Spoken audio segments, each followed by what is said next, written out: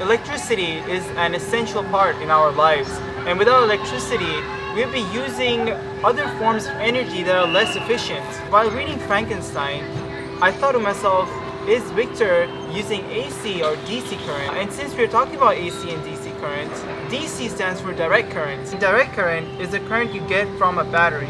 Electrons go from the negative terminal to the positive terminal.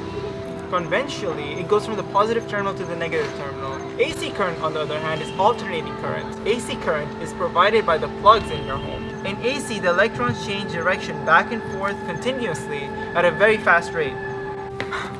I bet you've seen something like this on an electricity pole. And the components on these poles were a huge argument between two famous scientists, Thomas Edison and Nikola Tesla.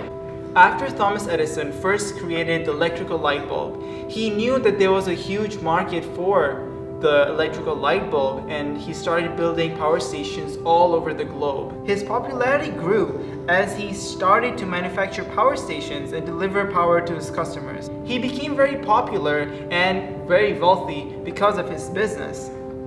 Unfortunately, his system had a major problem.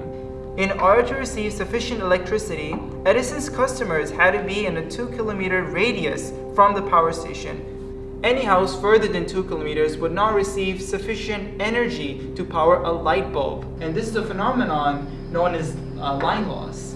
Edison came up with a solution, and he started building powerhouses wherever necessary. And this was not the most efficient solution, but this is what he came up with. Edison simply did not have the solution to the I2R problem. Imagine having another power station after a short time of driving. In 1884, a Serbian man named Nikola Tesla came to America. Tesla knew the relationship between current, voltage, power, and resistance, and he knew the solution to Edison's problem. Joule's law outlines Edison's problem. P equals I squared R. Joule's law tells us that the power loss is equal to the resistance and the current squared in the wire. The resistance is defined as if the length of the wire is increased, the resistance is also increased. Since the resistance is a constant, the only way to reduce the power lost would be to decrease the current. And to solve Edison's problem, we would have to reduce current to reduce the power lost. If we rearrange Joule's law using Ohm's law to state that R equals V over I, and then substitute into Joule's law that P equals VI, and from the equation it is possible to reduce current and get a higher power. So low voltage and high current would provide the same power as high voltage and low current. And this gives us the benefit of a lower current. However, Edison knew that higher voltage and low current would solve his problem. But remember, it's not the current, but the voltage that's fatal. So delivering 100,000 watts of electricity in homes was not safe, and there had already been several deaths because of that. So Tesla anticipated to build an AC grid and abandon Edison's DC grid. Alternating current produces back and forth current motion, and this produces electromagnetic radiation in adjacent to unconnected conductors, which reduces current flow.